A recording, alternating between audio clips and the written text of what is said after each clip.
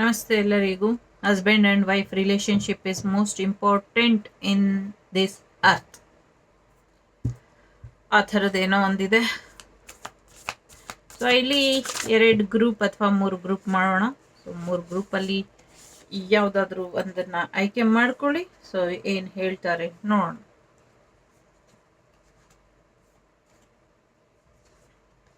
ಇದು ಮೊದಲನೇದು.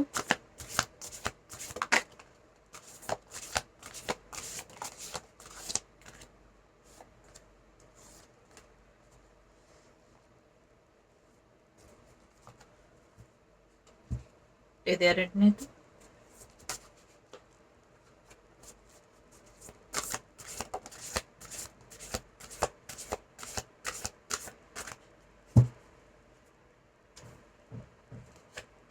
ಇದು ಮೂರನೇದು.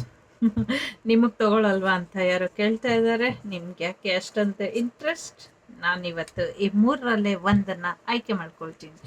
ಯಾವುದನ್ನ ಆಯ್ಕೆ ಮಾಡ್ಕೊಳ್ತೀನಿ ಅನ್ನೋದು ಮಾತ್ರ ತುಂಬ ಸೀಕ್ರೆಟ್. ಈ ಶ್ರಾವಣ ನಿಮಗೆ ತುಂಬಾ ಇಂಪಾರ್ಟೆಂಟ್. ಈ ಶ್ರಾವಣದೊಳಗೆ ನಿಮ್ಗೊಬ್ಬ ಒಳ್ಳೆ ಗುರು ಸಿಗ್ತಾರೆ ಅನ್ನುವಂಥದ್ದು ಇದೆ. ಅಷ್ಟಲಕ್ಷ್ಮಿಯ ಆಶೀರ್ವಾದ ನಿಮಗೆ ಇದೆ ಅನ್ನುವಂಥದ್ದು ಕೂಡ ಇದೆ. Okay, S.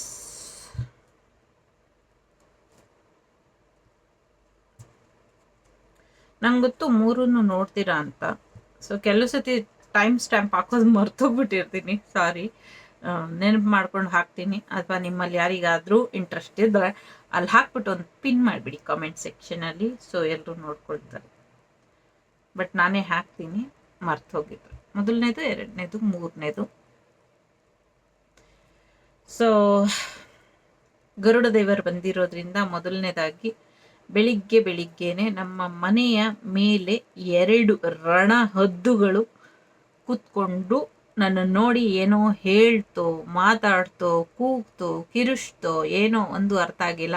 ಒಟ್ನಲ್ಲಿ ನನ್ನನ್ನು ನೋಡ್ಕೊಂಡು ಅದೆರಡು ಸಪ್ರೇಟಾಗಿ ಕೂತಿತ್ತು, ಸಪ್ರೇಟಾಗಿ ಕಿರಿಸ್ತಾ ಇತ್ತು. ನಾನು ನೋಡಿ 1-2 ನಿಮಿಷ ಅದನ್ನೇ ನೋಡದೆ ಹೊರಟೋಯ್ತು. ಇದ್ರ ಅರ್ಥ ಏನು ಅಂತ ಯಾರಿಗಾದ್ರೂ ಗೊತ್ತಿದ್ರೆ ನನಗೆ ಕಮೆಂಟಲ್ಲಿ ಹಾಕಿ ತಿಳ್ಕೊಳ್ಬೇಕು.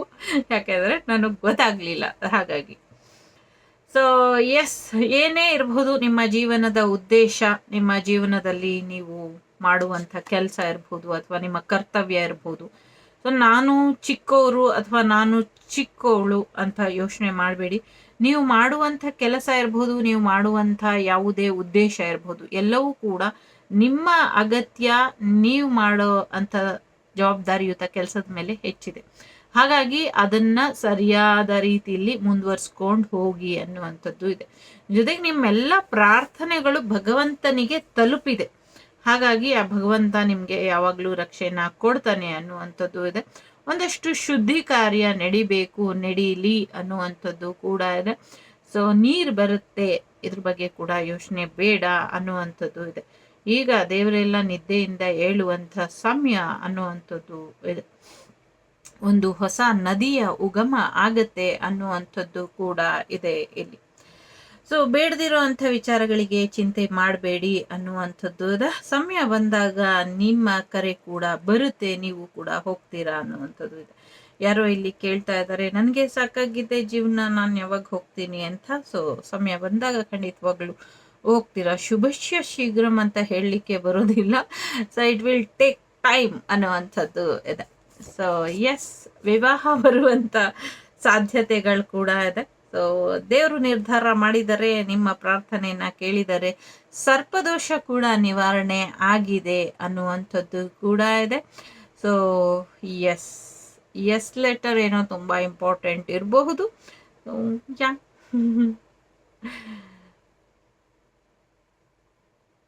ಓಕೆ. ಸೊ ಏನೋ ಸೀಕ್ರೆಟ್ ಇದೆ ಇಲ್ಲಿ, ಏನು ಅಂತ ಗೊತ್ತಿಲ್ಲ. ಸೊ ನಿಮ್ಮನ್ನ ನೀವು ಮದುವೆ ಆಗಬೇಕಾಗಿರೋರ್ನ ಬೇರೆ ಯಾರೋ ಮದುವೆ ಆಗಬಹುದು, ಅಥವಾ ಬೇರೆ ಯಾರೋ ಮದುವೆಗೆ ನೀವು ಹೋಗಿ ನಿಮ್ಮ ಮದುವೆ ನೆನಪಿಗೆ ಬಂದು ನಿಮಗೆ ಮನಸ್ಸಿಗೆ ಘಾಸಿ ಆಗಬಹುದೇನೋ, ಆ ಥರದ್ದಿದೆ. ಸೊ ಸ್ವಲ್ಪ ಆರಾಮಾಗಿ ಇರಿ ಅನ್ನುವಂಥದ್ದು ಕೂಡ ಇದೆ.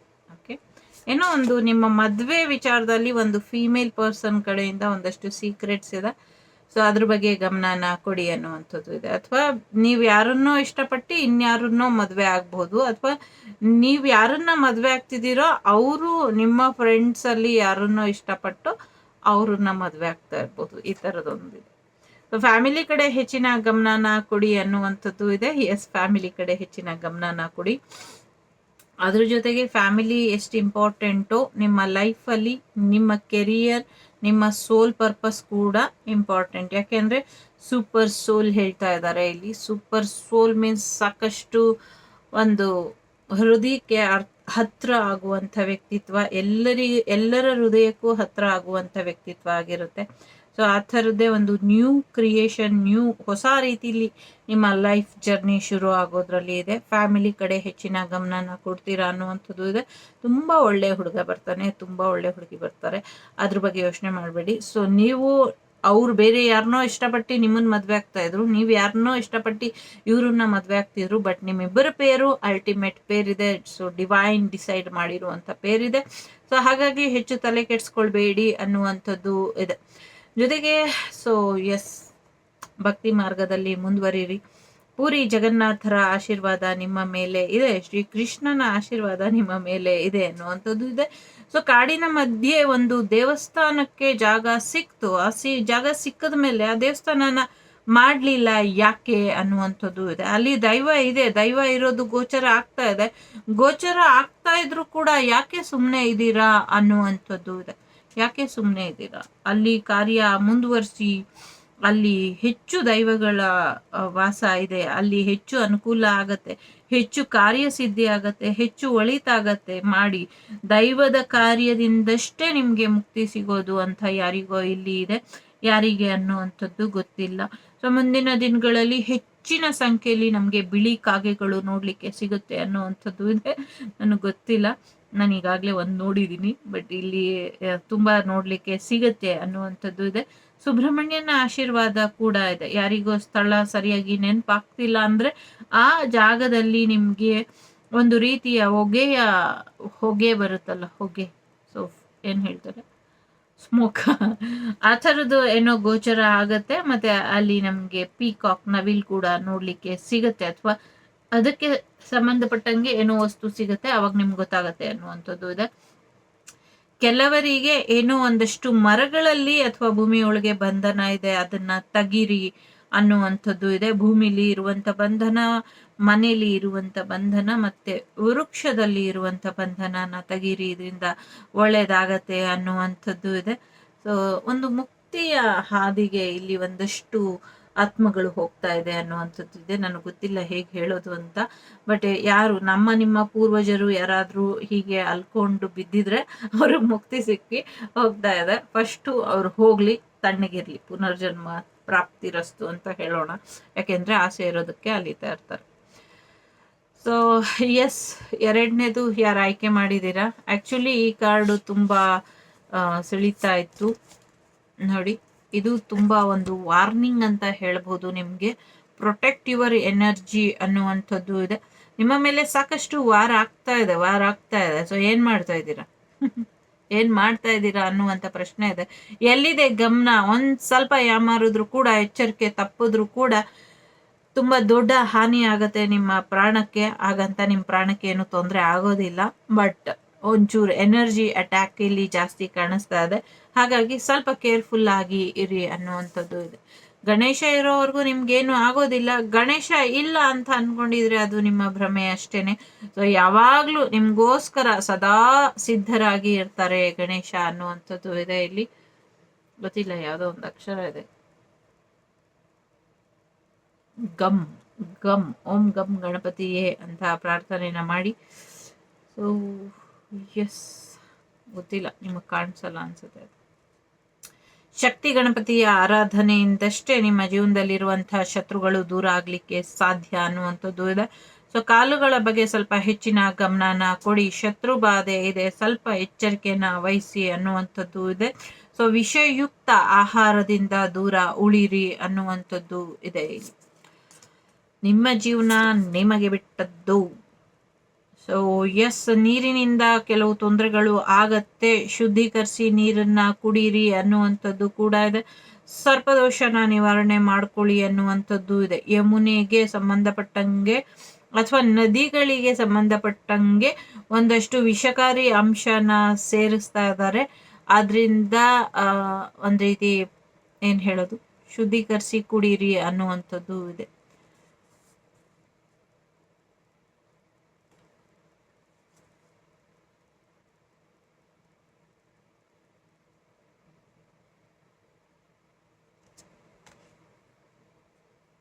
ಎಸ್, ನಿಮ್ಗಿರುವಂಥ ದೋಷಗಳನ್ನ ನಾನು ನಿವಾರಣೆ ಮಾಡ್ತೀನಿ ಅನ್ನುವಂಥದ್ದು ಇದೆ.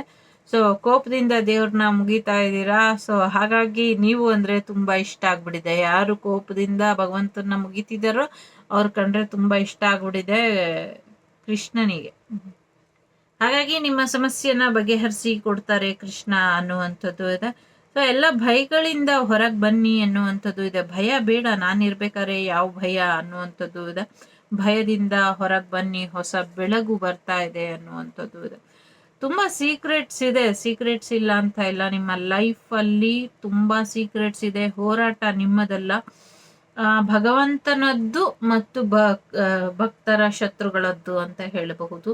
ಇಲ್ಲಿ ಶತ್ರುಗಳು ಕೂಡ ಭಗವಂತನ ಭಕ್ತರೇ ಆಗಿರೋದ್ರಿಂದ ಹೆಚ್ಚು ತಲೆಗೆಡ್ಸ್ಕೊಳ್ಬೇಡಿ. ಕೆಲವ್ರ ಗಾಡಿ ಬ್ರೇಕ್ ಫೇಲ್ ಆಗಬಹುದು, ಹುಷಾರಾಗಿರಿ. ಕೆಲವರಿಗೆ ಯಾರೋ ತುಂಬಾ ಹೆದರ್ಸ್ಲಿಕ್ಕೆ ಹೋಗಿ ಸುಮ್ಮನೆ ಹೀಗೆ ಆಟ ಆಡ್ಬೇಕಾದ್ರೆ ಅಥವಾ ಏನಾದ್ರು ಮಾಡ್ಬೇಕಾದ್ರೆ ಹೀಗೆ ಹಿಂದೆಯಿಂದ ಬಂದು ಹೀಗೆ ತಟ್ಟಿ ಅಥವಾ ಹೀಗೆ ಎದುರಿಸ್ತೀವಲ್ಲ, ಆ ಥರ ಹೆದರ್ಸಿದ್ದಕ್ಕೇನೆ ಯಾರಿಗೋ ಇಲ್ಲಿ ತೊಂದರೆ ಆಗ್ಬಿಡುತ್ತೆ. ಆ ಥರ ಹೆದರ್ಸ್ಲಿಕ್ಕೆ ಹೋಗಬೇಡಿ ಅನ್ನುವಂಥದ್ದು ಇದೆ. ಕೆಲವರಿಗೆ ಆ ಚಕ್ರಕ್ಕೆ ಸ್ವಲ್ಪ ಸಮಸ್ಯೆ ಆಗಬಹುದು, ಅದನ್ನ ಸ್ವಲ್ಪ ಗಮನದಲ್ಲಿ ಇಟ್ಕೊಳ್ಳಿ. ಆಂಜನೇಯನ ಆಶೀರ್ವಾದನ ಪಡ್ಕೊಂಡ್ರೆ ಬೆಟರ್ ಇದೆ ಅನ್ನುವಂಥದ್ದು ಇದೆ. ಸತ್ಯದ ಹಾದಿಯಲ್ಲಿ ತುಂಬಾ ಸ್ಪೀಡ್ ಆಗಿ ಹೋಗ್ತಾ ಇದ್ದೀರಾ, ಇದೇ ಸ್ಪೀಡ್ನ ಮುಂದುವರ್ಸ್ಕೊಳ್ಳಿ ಅನ್ನುವಂಥದ್ದು ಕೂಡ ಇದೆ. ಜೊತೆಗೆ ನಿಮಗೆ ಗೊತ್ತಿಲ್ಲ, ನನ್ಗೆ ಯಾರೂ ಇಲ್ಲ ಸಹಾಯ ಮಾಡಕ್ಕೆ ಅನ್ಕೊಂಡಿದ್ದೀರಾ. ನಿಮ್ಮ ಜೊತೆ ಇಡೀ ಬೆಟಾಲಿಯಮ್ಮೇ ಇದೆ. ಬೆಟಾಲಿಯಂ ಅಂದ್ರೆ ಏನು ಅಂತ ಗೊತ್ತಿಲ್ಲ, ನಮ್ಮಪ್ಪ ಎಲ್ಲ ಯೂಸ್ ಮಾಡ್ತಿದ್ರು ಆ ವರ್ಡು. ಸೊ ನೀನೊಂದು ಬೆಟಾಲಿಯಂ ಇದ್ದಂಗೆ ಆ ಥರದದು ಒಂದು ಸೈನ್ಯ ಇದ್ದಂಗೆ ಅಂತ ಅನ್ಸುತ್ತೆ. ಎಸ್, ಎಲ್ಲವೂ ಕೂಡ ಶಾಂತ ಆಗತ್ತೆ, ಕಡೆಗೆ ವಿಜಯ ನಿಮ್ಮದೇ ಆಗತ್ತೆ. ಸರ್ವ ವಿಜಯಂ ಪ್ರಾಪ್ತಿರಸ್ತು ಅಂತ ಆಂಜನೇಯ ಇಲ್ಲಿ ಆಶೀರ್ವಾದ ಮಾಡ್ತಾ ಇದ್ದಾರೆ. ಎಲ್ಲೋ ಒಂದ್ ಕಡೆ ನಿಮ್ ಕೈ ಕಟ್ಟಿದೆ, ಸೊ ನಿಮ್ಮ ಕೈ ಫ್ರೀ ಆಗಿದೆ ಅಂತ ಅನ್ಕೊಂಡಿದ್ದೀರಾ ನೀವು. ಎಲ್ಲ ನೀವೇ ಮಾಡಿದೀನಿ ಅನ್ನುವಂಥ ಭ್ರಮೆ ಇದೆ. ಬಟ್ ಮಾಡ್ಸೋನಿಗೆ ಗೊತ್ತಿದೆ ಯಾವಾಗ, ಎಲ್ಲಿ, ಯಾವ ಗುರಿ ಯಾರಿಗೆ ತಲುಪಬೇಕು ಅಂತ. ಸೊ ಹಾಗಾಗಿ ಆ ಗುರಿನ ಆ ಗುರು ಕಡೆ, ಆ ಗುರುನ ಆ ಗುರಿ ಕಡೆ ಮಾಡ್ತಾ ಇರುವಂಥ ಅರಿವಿನ ಗುರುವಿನೊಳಗೆ ಒಂದು ಬಿಂದುವಿನ ರೂಪದಲ್ಲಿ ಕುಳಿತು ಆಟ ಆಡ್ತಾ ಇರುವಂತ ಆ ಮಂದಹಾಸ ಚೋರನಿಗೆ ನನ್ನ ಶಿರಸಾಷ್ಟಾಂಗ ನಮನಗಳು. ಸೊ ನಿಮ್ಮನ್ನು ಕೂಡ ಚೆನ್ನಾಗಿ ಆಟ ಆಡಿಸ್ತಾ ಇದ್ದಾನೆ ಭಗವಂತ. ಖಂಡಿತವಾಗ್ಲೂ ನಿಮ್ಗೆ ಯಶಸ್ಸನ್ನ ಕೊಡ್ತಾನೆ. ಜೊತೆಗೆ ನಿಮ್ಮ ಒಂದು ಹೊಟ್ಟೆಯ ಭಾಗ ಏನಿದೆ ಅದಕ್ಕೊಂದಷ್ಟು ರಕ್ಷೆ ಬೇಕು. ಅದನ್ನ ರಕ್ಷೆ ಹಾಕಿ ನಿಮ್ಮ ಹೊಟ್ಟೆಯ ಚಕ್ರಗಳು ಏನಿದೆ, ಸೊ ಮಿಡಲ್ ಚಕ್ರಸ್ ಏನಿದೆ, ಆ ಮಿಡಲ್ ಚಕ್ರಸ್ಸಿಗೆ ಒಂದಷ್ಟು ಆಕ್ಟಿವೇಟ್ ಆಗೋ ಹಾಗೆ ಮಾಡ್ಕೊಳ್ಳಿ ಅನ್ನುವಂಥದ್ದು ಇದೆ. ಯು ಆರ್ ಹೈಲಿ ಸೆಕ್ಯೂರ್ ಅನ್ನುವಂಥದ್ದು ಇದೆ. ಎಸ್, ಹೆಚ್ಚು ಪ್ರಾಮಾಣಿಕರೇ ನಿಮ್ಮ ಜೊತೆ ಇದ್ದಾರೆ ಅನ್ನುವಂಥದ್ದು ಇದೆ. 4 ಚಕ್ರಗಳು ಸರಿಯಾಗಿದೆಯಾ ಚೆಕ್ ಮಾಡ್ಕೊಳ್ಳಿ ಅನ್ನುವಂಥದ್ದು ಇದೆ. ಸತ್ಯಮೇವ ಜಯತೆ, ಸತ್ಯಮೇವ ಜಯತೆ, ಸತ್ಯಮೇವ ಜಯತೆ, ಯುಗ ಯುಗದಲ್ಲೂ ಸತ್ಯಕ್ಕೆ ಜಯತೆ ಆಗೋದು ಅನ್ನುವಂಥದ್ದು ಕೂಡ ಇದೆ. ಅಹಂಕಾರನ ಬಿಡಬೇಕು. ಎಷ್ಟೇ ದೊಡ್ಡವರು ಸಣ್ಣವರು ಅನ್ನೋದು ಮ್ಯಾಟ್ರ್ ಆಗೋದಿಲ್ಲ. ನಿಮ್ಮ ಅಹಂಕಾರನ ಬಿಡಬೇಕು. ಈ ಪರೀಕ್ಷೆಯಲ್ಲಿ ಗೆದ್ದೋರು ನೀವೇ ಅಂತ ಹೇಳಿದ್ದೀನಿ ಆಗ್ಲೇ. ಗೆಲ್ತೀರಾ ಅಥವಾ ಗೆಲ್ಲಿಸ್ತಾರೆ ಅಥವಾ ಅವ್ರ ಕೈಲಿದೆ ಎಲ್ಲವೂ ಅನ್ನುವಂಥದ್ದು. ಎಸ್, ಎಲ್ಲವೂ ಕೂಡ ಗೆಲ್ತೀರಾ. ಒಂದು ಗುಡ್ ನ್ಯೂಸ್ ಕೂಡ, ಒಂದು ಸಾರಿ ಕೂಡ ನಿಮ್ಗೋಸ್ಕರ ಕಾದಿದೆ ಅನ್ನುವಂಥದ್ದು. ಕೃಷ್ಣಾರ್ಪಣ ಮಸ್ತು ಅನ್ನೋದು ಸಣ್ಣ ವಸ್ತು ಅಥವಾ ಸಣ್ಣ ವಾಕ್ಯ ಆಗಿದ್ರು ಕೂಡ ಅದರಲ್ಲಿ ತುಂಬಾ ದೊಡ್ಡ ಅರ್ಥ ಇದೆ. ಹಾಗಾಗಿ ಕೃಷ್ಣ ಅರ್ಪಣ ಮಸ್ತು. ಎಸ್, ಇನ್ನ ಸಮಯ ಬರ್ಲಿ, ಸಮಯ ಬಂದಾಗ ಅದ ಎಂಡ್ ಆಗತ್ತೆ ಅನ್ನುವಂಥದ್ದು ಇದೆ. ಯಾರೋ ಯಾವಾಗ ಎಂಡ್ ಆಗತ್ತೆ ಅನ್ನುವಂಥದ್ದು ಇದೆ. ಇನ್ನ ಒಂದಷ್ಟು ಒಳಿತಿನ ಕಾರ್ಯಗಳು ನಡಿಬೇಕಾಗಿದೆ. ಆ ಕಾರ್ಯಗಳು ನಡೆದ ಮೇಲೆ ಆಗತ್ತೆ ಅನ್ನುವಂಥದ್ದು ಕೂಡ ಅದು. ಜೊತೆಗೆ ಸಾಕಷ್ಟು ಆಶೀರ್ವಾದ ಇದೆ. ಒಬ್ರಿಂದ ಒಬ್ರಿಗೆ ಕಲಿಯೋದು ತುಂಬಾ ಇದೆ. ಸೊ ಹಾಗಾಗಿ ಸೀರಿಯಸ್ ಆಗಿ ಹೇಳಬೇಕು ಅಥವಾ ತಮಾಷೆಯಾಗಿ ಹೇಳಬೇಕು ಗೊತ್ತಿಲ್ಲ. ನಿಜವಾಗ್ಲೂ ಗಂಗಾ ಮಾತೆಗೆ ಒಂದಷ್ಟು ಏನೋ ಗಂಗಾ ಮಾತೆಗೆ ಸಮರ್ ಸಮರ್ಪಿತವಾಗಿ ಅಥವಾ ಸಂಬಂಧಪಟ್ಟಂಗೆ ಒಂದಷ್ಟು ಎನರ್ಜಿ ಇದೆ. ಅಲ್ಲಿ ಗಂಗಾ ನದಿ ಆಗಿ ಇಲ್ಲಿ ಕಾಣಿಸ್ತಾ ಇಲ್ಲ, ಗಂಗಾ ಮಾತೆಯಾಗೆ ಕಾಣಿಸ್ತಾ ಇದ್ದಾಳೆ. ಒಬ್ಬ ತಾಯಿಯಾಗಿ ಗಂಗಾದೇವಿ ಇಲ್ಲಿ ಕಾಣಿಸ್ತಾ ಇದ್ದಾಳೆ. ನನಗೆ ಗೊತ್ತಿಲ್ಲ ಯಾವ ರೀತಿ ಹೇಳೋದು ಅಂತ, ಬಟ್ ನನಗೆ ಫೀಲ್ ಆಗ್ತಿದೆ ಇನ್ ಕರೆಕ್ಟ್ ವರ್ಡ್ ಅಲ್ಲಿ ಅಥವಾ ಏನ್ ಮೀನಿಂಗ್ ಬರ್ತಾ ಇದೆ, ಏನ್ ಅರ್ಥ ಬರ್ತಿದೆ ಗೊತ್ತಿಲ್ಲ, ಬಟ್ ಆ ತರ ಇದೆ. ಸೊ ಕೊನೆಯ ಬಾರಿ ತನ್ನ ಮಕ್ಕಳನ್ನ ನೋಡ್ಬೇಕು ಅಂತನೋ ಸಮಥಿಂಗ್ ಏನೋ ಗೊತ್ತಿಲ್ಲ, ಗಂಗಾ ಮಾತೆಗೆ ಅಥವಾ ಗಂಗಮ್ಮ ತಾಯಿಗೆ ಸಂಬಂಧಪಟ್ಟಂಗೆ ಇಲ್ಲಿ ಒಂದು ಏನೋ ಇದೆ, ಹಿಡನ್ ಸೀಕ್ರೆಟ್ ತರ ಇದೆ. ಗೊತ್ತಿಲ್ಲ ಹೇಗೆ ಪಿಕ್ ಮಾಡೋದು ಅಂತ ನನಗೆ. ಮೇ ಬಿ ನಾನು ಇನ್ನ ತುಂಬಾ ಕಲಿಬೇಕು ಅಂತ ಅನ್ಸುತ್ತೆ. ಸೊ ಅಷ್ಟೊಂದು ನನಗೆ ಗೊತ್ತಾಗ್ತಾ ಇಲ್ಲ. ಒಟ್ನಲ್ಲಿ ಒಂದು ಭರವಸೆ, ಒಂದು ಆಶೀರ್ವಾದ, ಒಂದು ಒಂದು ಕಹಿ ಸತ್ಯ ತಿಳ್ಕೊಳ್ಳುವಂಥ ಸಮಯ ಅನ್ನುವಂಥದ್ದು. ಜೊತೆಗೆ ನಿಮ್ಮ ಕರ್ತವ್ಯ, ಹೊಸ ಕರ್ತವ್ಯ ಕೂಡ ಬರುತ್ತೆ ಅನ್ನುವಂಥದ್ದು. ಸೀಯಿಂಗ್ ಗಾಡ್ ದೇವರಿಗೆ ಗೊತ್ತಿಲ್ಲ ಅನ್ನೋದ್ಕಿಂತ ದೇವ್ರನ್ನ ನೋಡ್ತಾ ಇಲ್ಲ ನೀವು ಅನ್ನೋದಷ್ಟೇ ಸತ್ಯ. ದೇವ್ರು ಎಲ್ಲೇ ಇದ್ರು, ದೇವ್ರ ಗಮನ ಬೇರೆ ಕಡೆ ಇದೆ, ಬೇರೆ ಯಾರನ್ನ ನೋಡ್ತಿದ್ದಾರೆ ಅಂತ ನೀವು ಅಳುವಂತ ಅಗತ್ಯ ಇಲ್ಲ. ದೇವ್ರು ನಿಮ್ ಬೆನ್ನ ಹಿಂದೆ ಯಾವಾಗ್ಲೂ ಇರ್ತಾರೆ, ನಿಮ್ ಬೆನ್ ಹಿಂದೆನೆ ಇದ್ದಾರೆ. ಯಾಕೆ ಅಂದ್ರೆ ಮುಂದೆ ಇದ್ರೆ ಜನಕ್ಕೆ ಕಾಣಿಸ್ಬಿಡ್ತಾರೆ ಭಗವಂತ, ಬೇರೆಯವ್ರು ಎಳ್ಕೊಂಡು ಹೋಗ್ಬಿಡ್ತಾರೆ ಅಂತ ಇರ್ಬೋದು. ಹಾಗಾಗಿ ಬಂದಿದ್ದಾರೆ ಅನ್ನುವಂಥದ್ದು ಇದೆ. ಕೆಲವ್ರಿಗೆ ನಿಮ್ ಮನೆ ಇಂದ ಮುಂದೆ ಊರು, ಕೆರೆ ಏನಿದೆ, ಕೆರೆ, ಊರು ಮತ್ತೆ ಏನೋ ಒಂದು ವಿಶೇಷವಾದಂತ ಊರಾಚೆ ದಾರಿಲಿ ಕೆರೆ ಅಥವಾ ಏನೋ ಗೊತ್ತಿಲ್ಲ, ಕೆರೆ ಅಥವಾ ನದಿ ಏನೋ ಸಮಥಿಂಗ್ ಗೊತ್ತಿಲ್ಲ, ಅದ್ರ ಮುಂದೆ ಒಂದು ಕಲ್ಲಿದೆ, ಆ ಕಲ್ಲಲ್ಲಿ ಭಗವಂತ ಇದ್ದಾನೆ ಅನ್ನುವಂಥದ್ದು ಇದೆ. ನಿಮ್ಮ ಊರಾಚೆ ಕೆರೆ, ನದಿ, ಹೊಳೆ ಏನಿದೆಯೋ ಗೊತ್ತಿಲ್ಲ, ಅಲ್ಲಿ ಕಲ್ಲಿದೆ, ಆ ಕಲ್ಲಲ್ಲಿ ಭಗವಂತ ಇದ್ದಾನೆ. ಯಾರಿಗೆ ಗೋಚರ ಆಗುತ್ತೋ ಗೊತ್ತಿಲ್ಲ, ಗೋಚರ ಆಗತ್ತೆ, ನೋಡ್ತೀರಾ ಅನ್ನುವಂಥದ್ದು ಇದೆ. ಯಾರಿಗೆ ಇದು ಗೋಚರ ಆಗತ್ತೆ, ಯಾರು ನೋಡ್ತಿರೋ ಗೊತ್ತಿಲ್ಲ, ನೋಡಿದಾಗ ನನಗೂ ಕೂಡ ಕಮೆಂಟ್ ಹಾಕಿ, ನಾನು ಕೂಡ ನೋಡ್ಬೇಕು ಅಂತ ಅನ್ನಿಸ್ತಾ ಇದೆ. ಅಲ್ಲಿ ಒಂದಷ್ಟು ಪೊದೆಗಳು ಕೂಡ ಬೆಳ್ಕೊಂಡಿದೆ. ಅಲ್ಲಿ ಹೋಗಿ ಒಂದು ವಿಶೇಷವಾದಂಥ ಪ್ರಾಣಿ ಯಾವಾಗಲೂ ಇರುತ್ತೆ, ಕೂತಿರುತ್ತೆ, ನಿಂತಿರುತ್ತೆ. ಸೊ ಅದರಿಂದ ನಿಮಗೆ ಆ ಕಲ್ಲಿನ ಪರಿಚಯ ಆಗತ್ತೆ ಅನ್ನುವಂಥದ್ದು. ಒಳ್ಳೇದಾಗ್ಲಿ. ಸೊ ಕೃಷ್ಣ ಅರ್ಪಣ ಮಸ್ತು. ಮೂರನೇದು ಯಾರು ಆಯ್ಕೆ ಮಾಡಿದ್ದೀರಾ? ಸೊ ಎಲ್ಲ ಗೊತ್ತು ನಿಮ್ಗೆ. ಸೊ ಒಳ್ಳೇದು ಯಾವುದು ಅಂತ ಗೊತ್ತು, ಕೆಟ್ಟದ್ದು ಯಾವುದು ಅಂತ ಗೊತ್ತು. ಭಗವಂತನಿಗಿಂತ ಜಾಸ್ತಿ ಗೊತ್ತು ನಿಮ್ಗೆ, ಭಗವಂತನಿಗಿಂತ ಜಾಸ್ತಿ ಗೊತ್ತು ನಿಮ್ಗೆ. ಸೊ ಮಕ್ಕಳು ಯಾರು ಅಂತ ಗೊತ್ತು, ದೊಡ್ಡೋರು ಯಾರು ಅಂತ ಗೊತ್ತು, ತಂದೆ ಯಾರು, ಬಂಧು ಯಾರು, ಮಿತ್ರರು ಯಾರು, ದ್ವೇಷಿಗಳು ಯಾರು, ಶತ್ರು ಯಾರು, ಎಲ್ಲ ಗೊತ್ತು. ಯಾರನ್ನ ಹೇಗೆ ರಕ್ಷೆ ಮಾಡಬೇಕು ಅಂತ ಗೊತ್ತು, ಯಾರಿಗೆ ಶಿಕ್ಷೆ ಕೊಡಬೇಕು ಅಂತ ಗೊತ್ತು, ಅಥವಾ ಎಲ್ಲ ಗೊತ್ತಿದ್ರು ಕೂಡ ಈ ನರಕದ ಆಟ ಯಾಕೆ?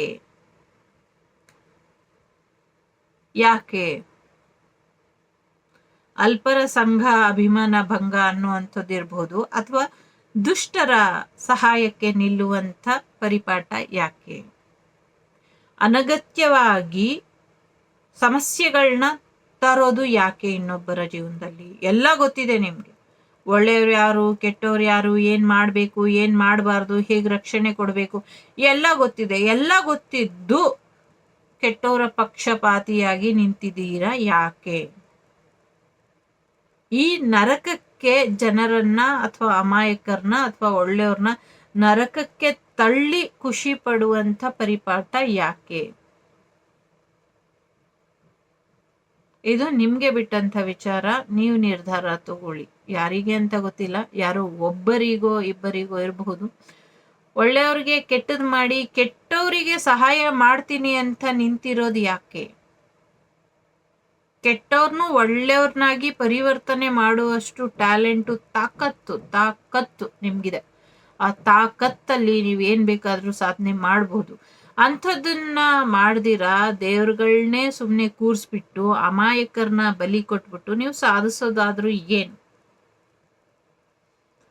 ಎಂಡ್ ಆಫ್ ದಿ ಲೈಫ್ ಎಲ್ಲಿ ಹೋಗ್ತೀರಾ ನೀವು? ಈ ಪ್ರಶ್ನೆ ನಿಮ್ಗಿದೆ. ದಯವಿಟ್ಟು ಕ್ಷಮಿಸಿ, ನನ್ನ ಮೇಲೆ ಕೋಪ ಮಾಡ್ಕೊಂಬೇಡಿ. ಈಗಾಗಲೇ ಎಲ್ಲರನ್ನೂ ಕಳ್ಕೊಂಡಿದ್ದೀನಿ. ಉಳಿದಿರೋದು ನಾನೊಬ್ಳೆ, ನನ್ನನ್ನು ಕಳೆದ್ಬಿಡ್ತೀರೇನೋ. ನನ್ನನ್ನು ಕಳೆದ್ರು ನನಗೇನು ಚಿಂತೆ ಇಲ್ಲ. ಯಾಕೆಂದರೆ ಕೋಪ ಮಾಡ್ಕೋಬೇಡಿ. ಯಾಕೆಂದರೆ ಇದು ನಿಮ್ಮ ಸೆಲ್ಫ್ ರಿಯಲೈಸೇಷನ್ ಕಡೆ ಗಮನ. ಸೊ ದೇವತೆಗಳು ನಿಮ್ಮ ಸುತ್ತಮುತ್ತ ಇದ್ದಾರೆ, ನಿಮಗೆ ರಕ್ಷಣೆಯನ್ನು ಕೊಡ್ತಿದ್ದಾರೆ. ನಿಜವಾಗ್ಲೂ ಇದ್ದಾರೆ, ದೇವತೆಗಳು ನಿಮ್ಮ ಸುತ್ತಮುತ್ತನೇ ಇದ್ದಾರೆ, ರಕ್ಷೆ ಕೊಡ್ತಾ ಇದ್ದಾರೆ.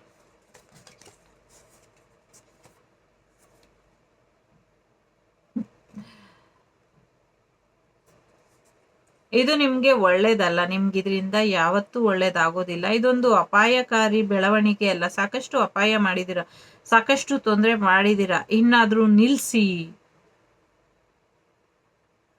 ಗುರಿ ಇಲ್ಲದ ಗುರಿನ ನಿಲ್ಸಿ. ಗುರಿನೇ ಇಲ್ಲ ನಿಮ್ಗೆ, ಸುಮ್ಮನೆ ರ್ಯಾಂಡಮ್ ಆಗಿ ಏನೋ ಒಂದು ಆಟ ಆಡ್ಕೊಂಡು ಹೋಗ್ತಾ ಇರ್ತೀರ.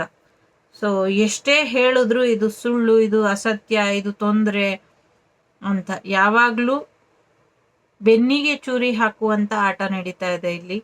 ಹುಷಾರಾಗಿ ಇರಿ. ನಿಮಗೆ ಗೊತ್ತಿಲ್ಲ ನಿಮ್ಮ ಬೆನ್ನಿಗೆ ಚೂರಿ ಬೀಳ್ತಾ ಇದೆ. ಯಾರಿಗೆ ನೀವು ಸಹಾಯ ಮಾಡ್ತಾ ಇದ್ದೀರೋ ಅವ್ರ ಕಡೆಯವರೇ ನಿಮ್ಗೆ ಬೆನ್ನಿಗೆ ಚೂರಿ ಹಾಕ್ತಾರೆ. ಎಚ್ಚರಿಕೆಯಿಂದ ಇರಿ. ನೀಲಿ ಪುಷ್ಪ, ನೀಲಿ ಬಣ್ಣದ ಪುಷ್ಪ ಅಂದ್ರೆ ಬ್ಲೂ ಕಲರ್ ಫ್ಲವರ್ ಇಂಪಾರ್ಟೆಂಟ್ ತುಂಬಾ ಅಂತ ಅನ್ಸುತ್ತೆ. ಹಣಕ್ಕೋಸ್ಕರ ಸತ್ಯನ ಮಾರ್ಕೊಂಬೇಡಿ, ಬಂಗಾರಕ್ಕೋಸ್ಕರ ಸತ್ಯನ ಮಾರ್ಕೊಂಬೇಡಿ. ನಿಮ್ಗೆ ಸತ್ಯ ಕಾಣಿಸ್ತಾ ಇದೆ, ಸತ್ಯ ಏನೋ ಹೇಳ್ತಾ ಇದೆ. ಅಶ್ವಿನಿ ದೇವತೆಗಳ ಆಶೀರ್ವಾದದಿಂದಷ್ಟೇ ಬದುಕಿದೀರ.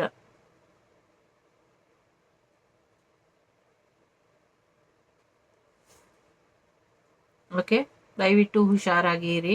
ದಯವಿಟ್ಟು ಈ ನರಕದಿಂದ ಹೊರಗೆ ಬನ್ನಿ. ನೀವಿರೋದು ನರಕನ, ಅದು ಸ್ವರ್ಗ ಅನ್ಕೊಂಡಿದ್ದೀರಾ, ಸ್ವರ್ಗ ಅಲ್ಲ ನರಕ. ಅದರಿಂದ ಹೊರಗೆ ಬನ್ನಿ ಅನ್ನುವಂಥದ್ದು ಇದೆ. ಆ್ಯಕ್ಚುಲಿ ಇಲ್ಲಿ 2 ಟೈಪ್ ರೀಡಿಂಗ್ ಇದೆ. ಇದೊಂದು ಟೈಪ್ ರೀಡಿಂಗ್, ಇದೊಂದು ಟೈಪ್ ರೀಡಿಂಗ್ ಅಂತ ಅನಿಸ್ತಾ ಇದೆ.